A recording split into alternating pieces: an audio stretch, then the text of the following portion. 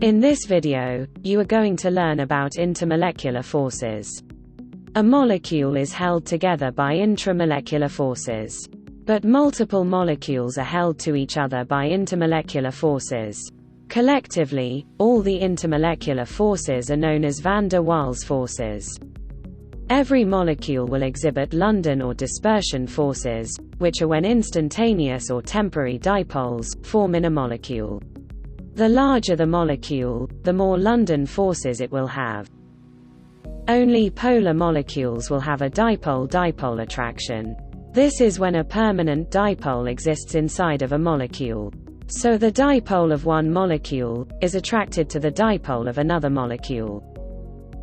A hydrogen bond is a type of dipole-dipole attraction that only exists in molecules that contain a hydroxide, nihonium, or hafnium bond.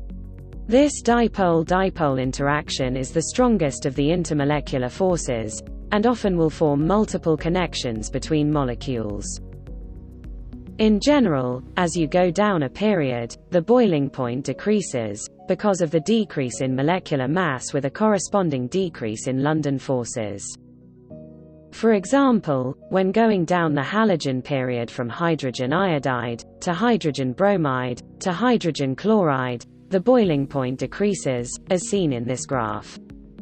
The same trend on boiling point holds as you go down the oxygen period, from stibine, to arsine or phosphine, or down to the nitrogen period, from hydrogen telluride, to hydrogen selenide, to hydrogen sulfide. You would expect the next molecule in each of these periods to have an even lower boiling point based on this trend.